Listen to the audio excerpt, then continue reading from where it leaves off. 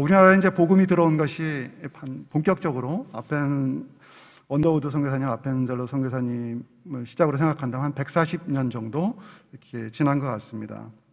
사실은 복음이 구한 말에 조선 땅에 들어오게 되고 그 수많은 그런 박해 시절들을 겪었습니다. 그 나라가 어려울 때마다 한국 교회가 또 우리 초창기 우리 한국 교회 성도님들이 그런 정신적인 지주 역할을 감당했고, 그 당시 수많은 우리 조선 사회가 조선이 갖고 있었던 그런 어떤 사회적인 그런 악습들이라든지 그런 개혁들에 앞장섰던 그룹이 바로 기독교였습니다. 한국 교회였고요. 일제 시대를 거치면서도 그렇고요. 아까 우리 홍 목사님 잠시 1960년대, 70년대 이렇게 또 그 당시 서울 사진들을 보면서 회상하셨다고 말씀하셨는데, 참 하나님께서 하신 일이고 이민족에게 베풀어 주신 너무나 큰 축복임에 틀림이 없고요. 그 가운데 한국 교회가 사실은 중심에 있었다는 것입니다. 홍 목사님이나 우리 임장로님 같으신 분들은 그런 역사의 산증인이지 않겠습니까? 근대 시대를 거쳐오는 동안에 한국 전쟁 이후로 그 가난의 속에서, 또 전쟁의 잿더미 속에서 그런 또 공산주의의 위협 가운데서 또 그런 가난한 시절을 겪어올 때마다, 그리고 80년대로 들어서면서 그런 민주화의 시대 앞에서도 그런 시대를 열어갈 때 또 민족의 그런 고비고비마다 우리 믿음의 선배님들은 그 시대에 주어진 그런 역사적인 사명과 그런 소명을 잘 감당해 오셨다, 그렇게 말씀드릴 수 있을 것 같습니다. 우리 교회, 우리 믿음의 선배님들이 보여주셨던 그런 세상 속에서의 소금과 빛의 역할을 감당할 뿐만 아니라 이 민족의 미래를 열어가는데 정말 중추적인 역할을 하면서 그 시대에 주어졌던 그런 소임을 잘 감당해 해왔다고 해도 말씀드려도 과언이 아닐 것입니다. 그러나 오늘날 교회, 오늘날 그리스도인, 저희들이죠. 우리들의 모습은 어떠한가요?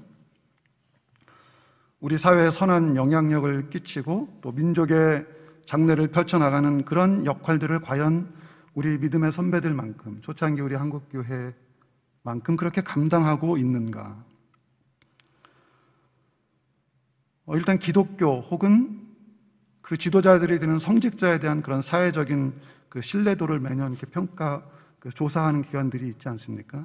그런 그 신뢰도 평가 이런 데이터를 보면, 제가 정확히 기억은 안 납니다만은 가장 최근의 통계가 그 기독교나 그 교회나 성직자들에 대한 신뢰가 30% 이하인 것으로 이렇게 알고 있습니다. 오늘날처럼 그런 기독교의 위상 혹은 그리스도인의 위상들이 곤두박질 치고 또 땅에 떨어진 적은 없는 것 같습니다. 특별히 이제 작년부터 시작된 코로나 시대를 시작하면서 코로나로 인해서 온 세상이 고통을 받고 있는 이러한 시기에 교회는 이전에 경험하지 못했던 그런 사회적인 지탄과 그런 비난을 오히려 더 심하게 받고 있는 것 같습니다. 좀 심하게 말씀을 드리면 때로는 사회의 어떤 혐오 대상 그룹처럼 그렇게 인식이 되어가고 있는 그런 가슴 아픈 현실을 저희가 지금 살아가고 있는 것 같습니다. 너무나 안타까운 현실 속에서 오늘 저희들이 서 있는 자리에서 과연 우리는 어떤 삶을 살아야 할 것인가를 생각해 보지 않을 수가 없습니다. 교회가 겪고 있는 그런 어려움들이 어떤 외부적인 요인에서 시작된 어려움이라면 차라리 좋을 텐데, 지금 한국 교회가 경험하고 있는 그런 어려움들은 자세히 내막을 들여다보면 대부분의 위기가 우리 교회 내부 안에 있다는 것입니다. 그것이 더 우리를 마음 아프게 하는 것입니다. 좀 다소 무거운 주제로 말씀을 드리게 돼서 너무 죄송합니다. 그렇지만 이것이 우리가 지금 현재 2021년도를 살아가고 있는 우리 한국교회, 그리고 그 교회의 지체인 저희들의 지금 현 주소라는 것입니다. 그래서 그 어느 때보다도 지금이야말로 저희가 다시 한번 겸손하게 우리의 상황들을 진단하고 어디서 잘못이 되었는지를 좀 생각하고 돌아봐야 할 그런 시점인 것 같습니다. 그럴 때 이 시대에 저희들이 감당해야 될 그런 선교에 대한 생각들을 함께 가져갈 수 있을 것 같습니다. 코로나가 시작되면서 선교에 어려움이 봉착한 것은 사실입니다. 저희 선교회도 예외가 아니고요. 그래서 많은 가정들이 선장에서 더 이상 체류하지 못하고 한국으로 들어오게 되고요. 지난달에는 저희 선교사님 중에 한 가정이 인도네시아의 한 지역에서 오지에서 사역을 하시던 중에 남편 되시는 분은 말라리아와 코로나가 같이 감염이 돼서 굉장히 한 일주일도 안 돼서 굉장히 중증으로 이렇게 전개가 되고 그 사모님도 양성 판정을 받고 이런 상황들이 있었습니다. 그래서 의료적으로 여러 가지 이제 적절한 그런 보호를 받을 수 없는 그런 상황이고 또 상황들이 굉장히 열악해져서 긴급하게 이제 이송하는 일이 있었습니다. 너무나 감사하게 그런 순조롭게 모든 것들이 진행이 됐고 또 한국으로 이송이 돼서 한 2주 만에 다시 퇴원해서 지금 이제 회복되어가는 과정 중에 있는데요. 현장에 있는 선교사님들이 경증으로 또 중증으로 이렇게 많이 고생하고 있는 분들이 있고 또 다른 단체 우리 선교사님 중에서도 코로나로 인해서 소천한 그런 선교사님들 소식들을 종종 접하게 됩니다. 또 현장에 남아있는 우리 선교사님들도 대부분 국가에서는 이동 제한 명령이라든지 아니면 아예 집 밖을 나갈 수 없는 그런 상황들이 지속되고 있다 보니까 현장에서 이렇게 직접적으로 사역하는 그런 특별히 대면에서 사역하는 사역들은 굉장히 많이 제한되어 있습니다. 또 현장에서 코로나에 걸리더라도 열악한 의료시설 때문에 적절한 그런 치료를 받지도 못하고요. 선교가 굉장히 힘들어졌습니다. 그러다 보니까 더 이상 이제는 선교를 할 수 없는 것은 아닐까 하는 그런 어떤 위기감과 그런 염려들도 있는 것 같습니다. 그러나 여러분 한번 생각해 보십시오. 기독교 선교 2000년이라고 얘기할 때 예수님 이후에 그런 2000년 기독교 선교 역사 가운데 과연 이러한 어려움이나 핍박들이 없이 신앙생활을 하면서 또 선교가 이루어졌던 그 기간들을 다 합쳐본다면 과연 얼마나 될까? 굉장히 적은 사실은 시간일 것입니다. 기독교는 어떤 면에서 그런 고난과 핍박을 통해서 그리고 그런 고난과 핍박을 자양분 삼아서 성장해 왔다고 이렇게 해도 과언이 아닐 것입니다. 지금도 이 세상에는, 이 지구상에는 핍박 가운데 있는 그리스도인들이 그렇지 않은 그리스도인들보다 어쩌면 훨씬 더 많을 것입니다. 제가 말씀드리는 그런 그리스도인이 진정으로 예수님을 따르는 그런 그리스도인들을 말씀드리고 싶은 것입니다. 예수님을 믿는다는 그 이유 하나만으로 가족으로부터 또 친족으로부터 쫓겨나고 또 생명의 위협을 받아가면서 살아가고 있는 수많은 이 땅의 그리스도인들이 있습니다. 자신의 고향과 고국을 떠날 수밖에 없는 이들도 많습니다. 여러분, 초대교회 성도들 한번 생각해 보십시오. 예수님이 오신 이후에 로마에서 기독교가 인정되고 또 국교화되기 이전까지의 한 300년 정도 기간에 살아갔던 그 초대교회 성도들, 그들은 고난과 박해의 한복판에서 믿음을 지켰던 그런 분들입니다. 어쩌면 그 당시 우리 초대교회 성도들의 삶은 이런 고난, 핍박, 순교 이런 말을 사용하지 않고는 그들의 삶을 어떻게 설명할 길이 없는 그러한 삶을 살았던 분들이 바로 초대교회 성도들입니다. 목숨을 걸고 예수님을 주로 고백하고 하나님을 예배하고 믿음을 지켰던 자들이었습니다. 예수님을 믿는 것 자체가 불법이었습니다. 예수를 믿는다고 해도 그들에게 현실적으로 주어지는 유익은 아무것도 없었습니다. 조롱당하고 박해를 받고 그러는 가운데 놀라운 사실은 초대교회는 계속해서 빠르게 성장을 거듭했다는 것입니다. 초대교회는 기록에 보면 10년마다 40%의 그런 급격한 성장을 이루었다고 하는 것입니다. 10년마다 40%의 그런 성장은 엄청난 그런 성장인 것이죠. 그 이유가 바로 초대교회 성도들이 살았던 그 삶은 세상 사람들에게 있어서 세상에게 굉장히 매력적으로 보였기 때문이라는 것입니다. 그들이 살았던 삶의 방식들은 세상 사람들에게 호기심을 불러일으킬 만한 그래서 그 사람들의 마음을 사로잡아서 그들에게 끌어오는 어떤 그런 힘들을 가졌다는 것이죠.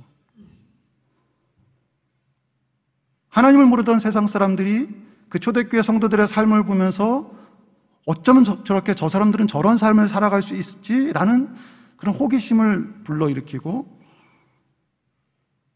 관심을 갖게 만들고 매력적으로 보임으로 말미암아 그 교회가, 그 교회 공동체가 놀라운 성장을 해나갔다는 것입니다.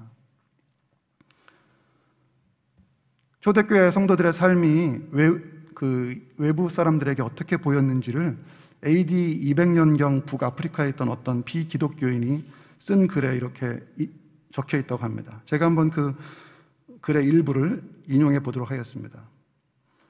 그리스도인들은 신뢰할 수 없고 금지된 무법자들이다.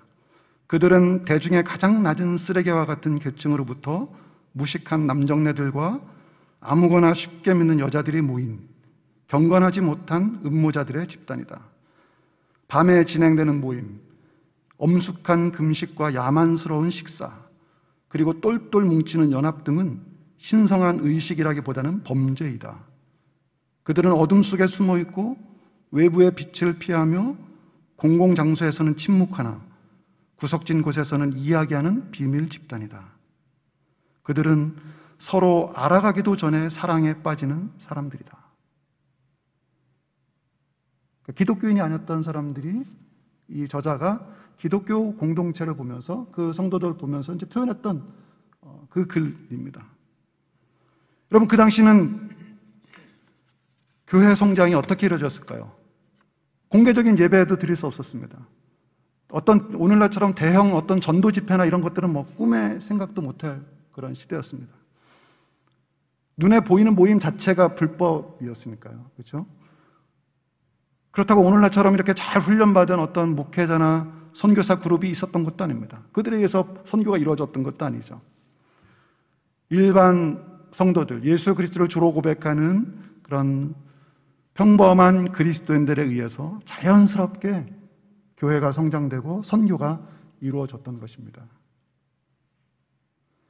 자신들의 삶 가운데서 자신들의 그 삶에서 하나님께서 어떤 일을 하고 계신지를 그리스도인들이, 그 당시에 그리스도인들은 공개적인 장소에서는 말하지 못하지만 구석구석에서 친구들과 그리고 직장에서 나오는 직장 동료들과 이웃들과 속삭이면서 그렇게 자신들의 삶을 나눈 것입니다. 삶의 간증을 서로 나눈 것이죠. 그래서 그들은, 그리스도인들이 된 형제 자매들은 어마어마한 그런 친밀한 그런 사랑의 관계 속에서 서로 형제 자매가 되고 서로 사랑하고 거룩한 입맞춤으로 교제하던 그런 공동체였습니다. 사실 초대교인들이 행했던 그런 거룩한 입맞춤은 그 당시에 어떤 특별한 그런 문화 형태는 아니었습니다. 로마 제국 시대에 그냥 평범한 인사였습니다. 입맞춤을 한다는 것은. 그러나 그리스도인 공동체가 가졌던 그들의 입맞춤은 세상에서 행하던 그런 입맞춤과 그런 평상 일상적인 인사와는 달랐는데, 세상에서는 같은 계층, 비슷한 레벨에 있는 그런 사람들끼리 인사법이 입맞춤했지만 그리스도인 공동체 안에서는 어떤 사회 계층을 뛰어넘고 그리고 신분을 뛰어넘고 남녀를 뛰어넘는 그런 모든 계층을 다 뛰어넘는 그런 모두가 다 동일한 수준에서의 그런 서로 진정한 가족이 되었음을, 그리고 정말 형제 자매가 되었음을 보여주는 그런 의미를 담는 인사법으로서의 입맞춤이었다는 것입니다. 그러니 교회 밖에 있는 성도들이 그러한 이야기를 들을 때 얼마나 충격이었겠습니까? 그들은 도저히 생각할 수 없는 이런 일들이 그리스도인 공동체 안에서 있었던 것입니다. 유명한 일화 중에 하나가 있는데요. 그 당시에는 이제 예수님을 믿는다는 이유로 핍박을 받고 박해를 당하고 또 붙잡히고 결국은 순교하는 일들이 많았잖아요. 그래서 그리스도인들을 공개 처형할 때는 이 원형 극장 같은 데서 이제 처형했다고 하거든요. 그래서 오늘 여기 생명의 빛 예수마을 교회가 이렇게 원형으로 이렇게 되어 있는데요. 한번 생각해 보십시오. 어마어마한 규모의 수많은 관중들이 모여 있는 그런 원형 경기장. 거기서 이제 그리스도인들의 처형이 이루어지는 것입니다. 수많은 사람들의 이목이 집중되어 있어요. 마치 여사 여러분, 우리 가운데 우리 십자가가 이렇게 서 있는데 십자가를 너무나 집중해서 볼 수 있듯이 그 원형 경기장에서 처형받는 그 순간에 수많은 사람들이 얼마나 많은 그 광란의 눈빛으로 그 모여든 사람들이 있었겠습니까? 거기에 한 예를 보니까 한 귀족 여인과 하녀, 그 당시 노예 취급을 받던 하녀 한 명이 같이 동시에 처형을 받는 자리가 있었다고 합니다. 이 둘이 입장을 하는데 이 둘은 너무나 평온한 가운데 이제 마지막 그 공개 처형장에서 대중들 앞에서 그렇게 마지막 순교를 당하는 자리인데도 그들은 처형되기 바로 직전에 이 거룩한 입맞춤으로 서로 자매에게 그 사랑을 나누고 너무나 평온한 가운데 그 순교 마지막 그 과정을 마무리했다는 것입니다. 그것을 일제히 지켜보던 그 관중들은 수많은 그런 흥분의 도가니가 갑자기 싸늘해지면서 엄청난 침묵이 흘렀다는 것이죠. 그것을 지켜봤던 그 당시에 예수님을 안 믿는 그 로마 시대의 사람들은 어떤 생각을 했겠습니까? 너무나 당황했을 것입니다. 도대체 저들은 누구이기에 저렇게 죽음 앞에서도 평온하게 담대할 수 있는가? 그리고 저 처형당한 사람 중에 한 사람은 귀족의 자녀인 것을 알고 있고 하나는 노예인 것을 분명히 아는데 이들이 어떻게 저렇게 정말 사랑의 그런 입맞춤과 그런 사랑으로 하나 된 그런 관계를 보여주는 그런 것들을 순교의 현장에서 보일 수 있는가? 그 사람들은 다 그곳에 모였던 사람들은 너무나 큰 충격과 그런 호기심을 갖게 되었다는 그런 일화가 있습니다. 또 다른 기록들 보면 그 당시 성도들이 살아갔던 당시에 그들이 그리스도인이 입었던 옷차림이라든지 아니면 말솜씨라든지 관습이나 이런 모든 것들은 다른 사람들과 구별되지 않았다는 것입니다. 초대교회 성도들은 다른 사람들을 틈에서 똑같은 일상의 삶을 살았다는 것입니다. 그러나 그들은 달랐다는 것입니다. 그들만의 살아가는 방식이 있었다는 것이죠. 그들은 자신의 나라에 살았지만 늘 나그네로서의 정체성을 가지고 어디를 가든지 고향처럼 살았지만 그리고 어디에도 안주하지 않는 그런 삶을 살았던 자들이었습니다. 다른 사람들처럼 결혼을 하고 아이를 낳지만 자녀를 버리지 않았던 사람들이었습니다. 지금 저희들이 생각하면 당연히 결혼했으면 자녀를 버리면 안 되지, 자녀를 키워야지 이렇게 생각할 수 있는데 그 당시 로마에서는 특별히 여자아이를 낳게 되면 그 여자아이를 그냥 쓰레기 더미에다 이렇게 버리는 일들이 비일비재하게 있었대요.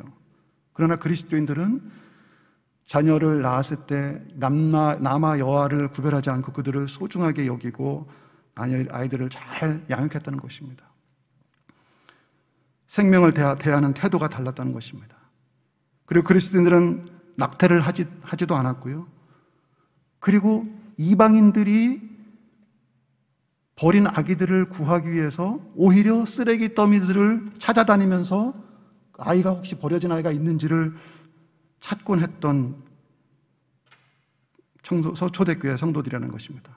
자신들의 집을 다른 사람에게 기꺼이 제공했지만 자신들의 침대를 더럽히지는 않는 그런 성적으로 순결한 삶을 살아갔던 공동체.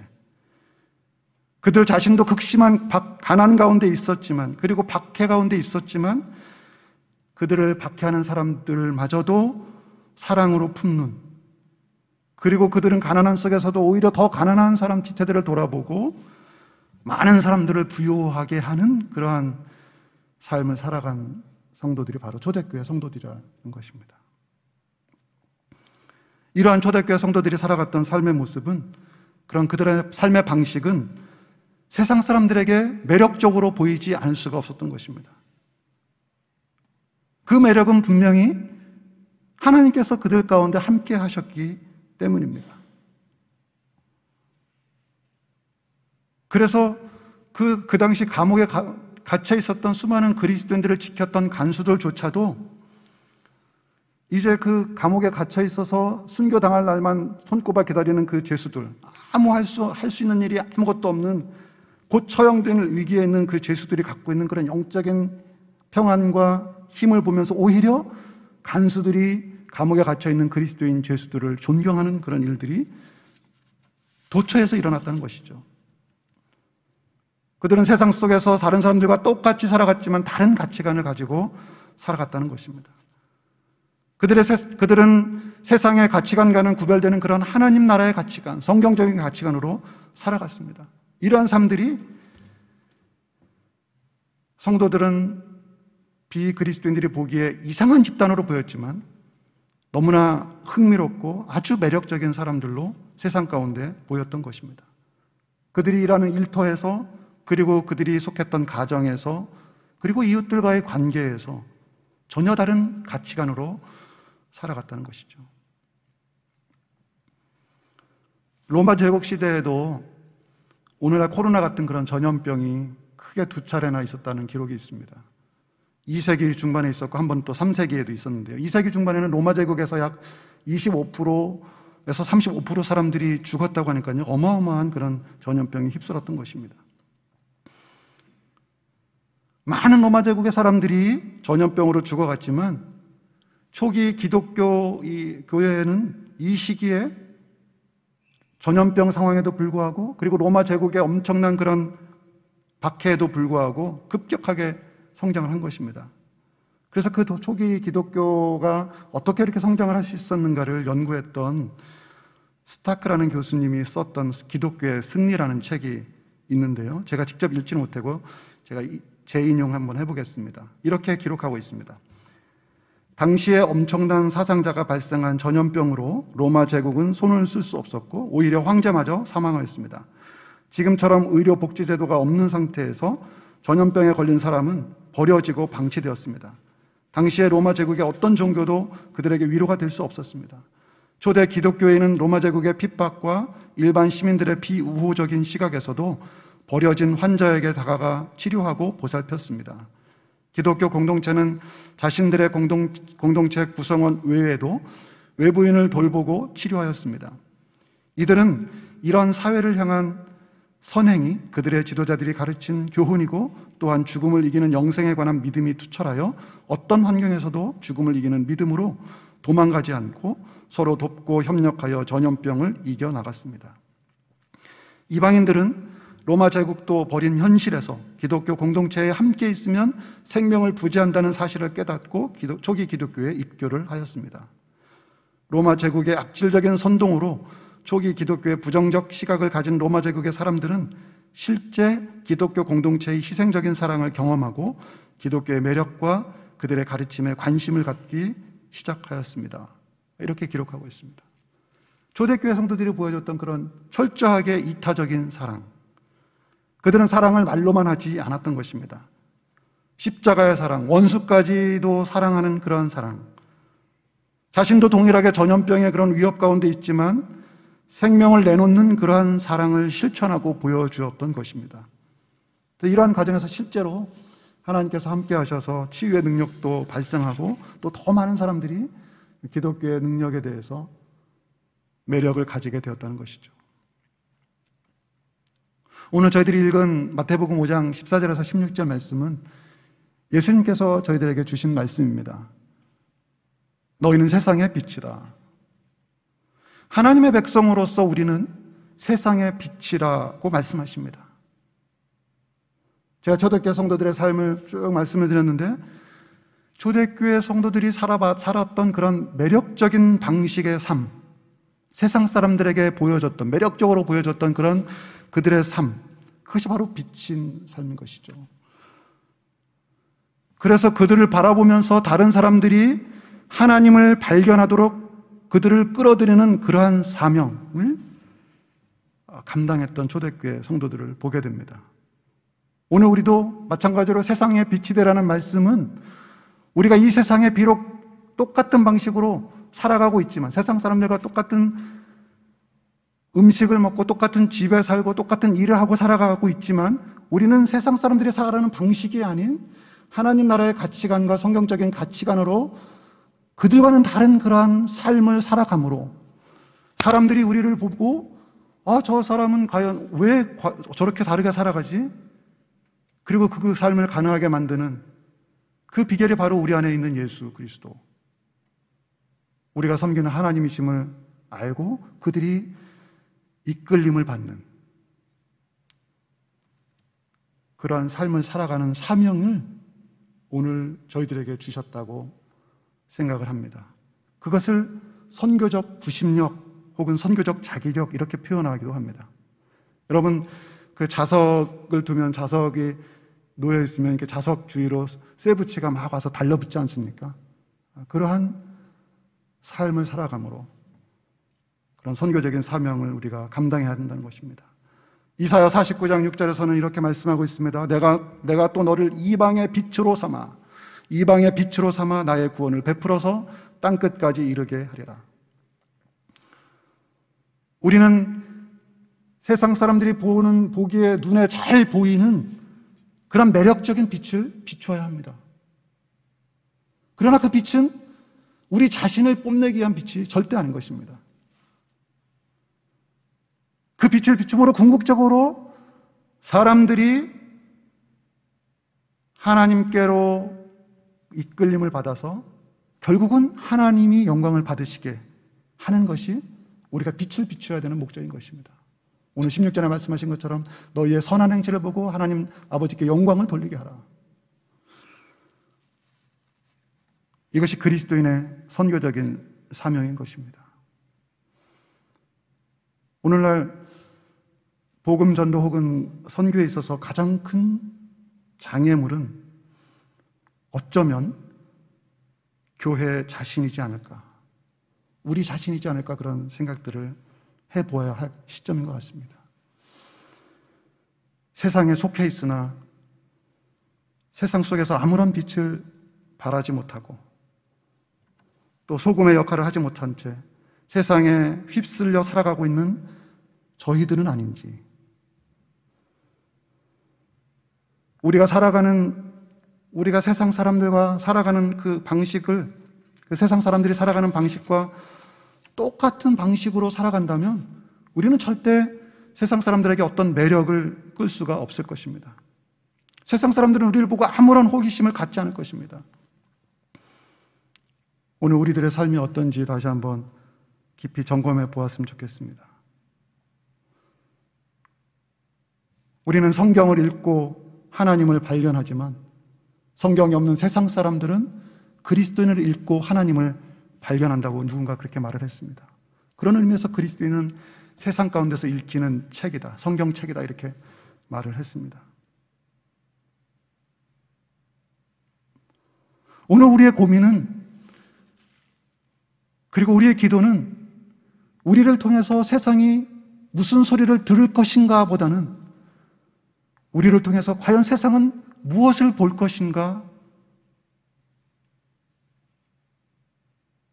이런 고민을 더 많이 해야 될 때인 것 같습니다.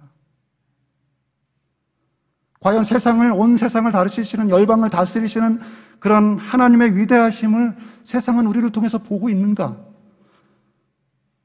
과연 세상은 우리를 통해서 하나님의 사랑과 그 크심을 보고 있는가? 라는 것입니다. 우리가 잘 아는 것처럼 교회는 세상으로부터 부름을 받은 공동체입니다.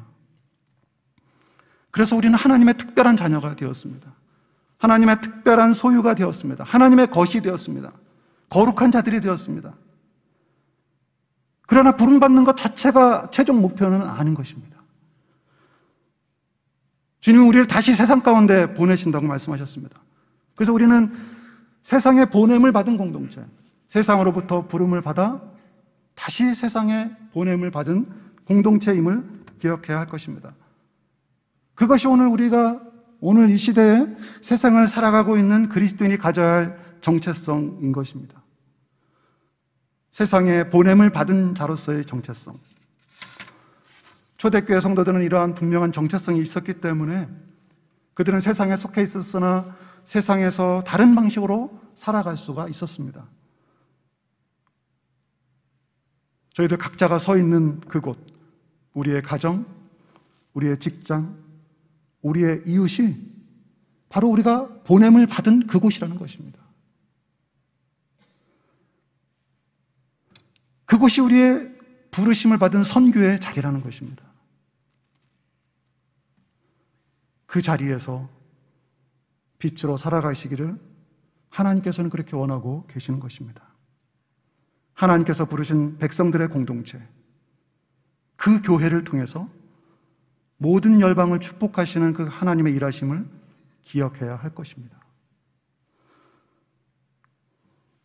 이 아름다운 곳에 생명의 빛, 이 홈타운이 조성되게 하시고 또 사회적으로 돌봄이 필요하신 분들, 특별히 평생을 하나님 나라를 위해서 수고한 그런 은퇴하신 선교사님들을 기억하면서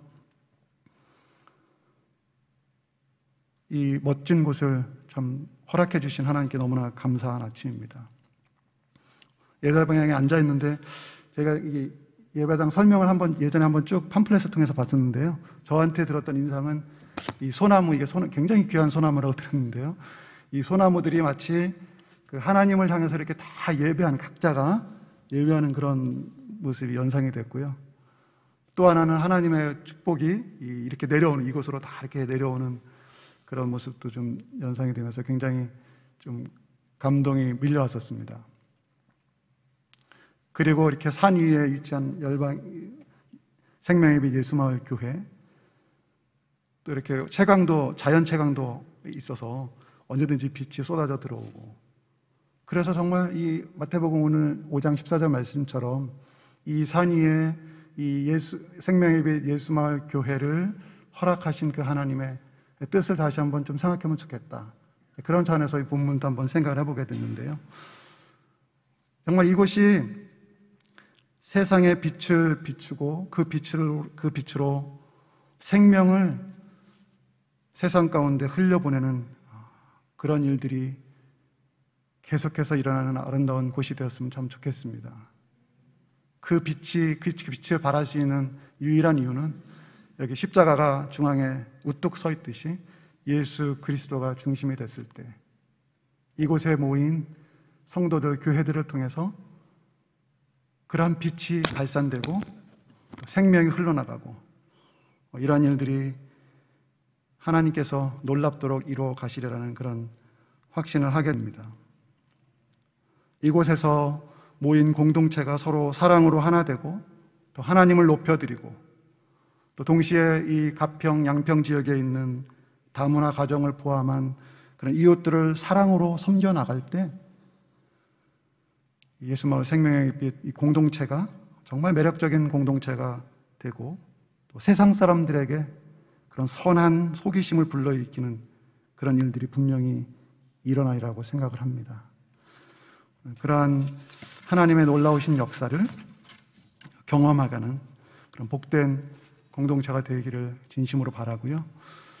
정말 그 한국 선교의 정말 대북이라고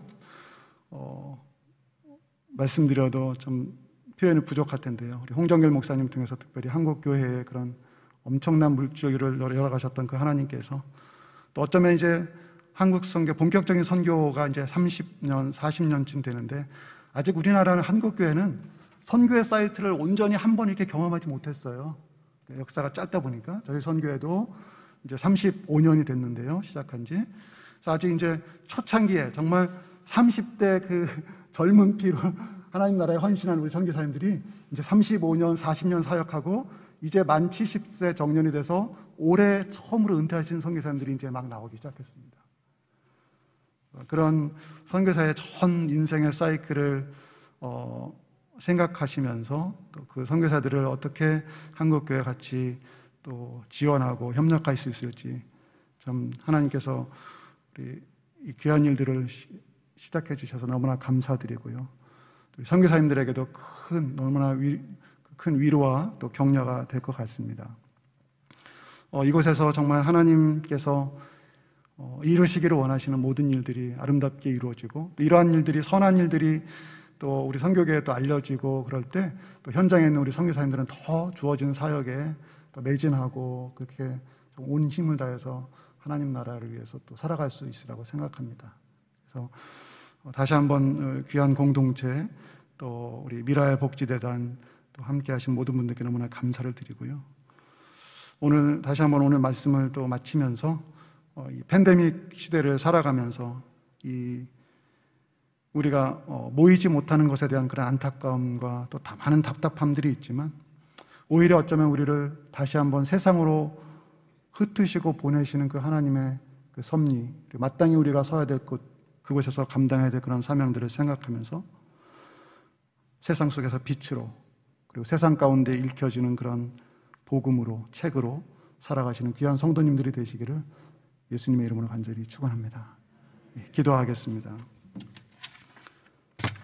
사랑하는 주님, 우리를 세상의 빛으로 부르셔서 감사합니다. 세상 가운데서 정말 빛으로, 생명의 빛으로 살아갈 수 있도록 저희들을 날마다 인도해 주시고 성령으로 충만하게 해주시고, 우리 안에 예수님만이 중심이 되어서 주님 자랑하고 복음을 영화롭게 하는 저희들 삶 될 수 있도록 축복해 주시고, 오늘 이곳에 하나님 허락하신 이 생명의 빛 홈타운, 그리고 생명의 빛 예수마을 공동체를 통해서 하나님 한국교회의 또 놀라운 일들을 계속해서 이루어가 주옵소서. 예수님의 이름으로 기도드립니다. 아멘.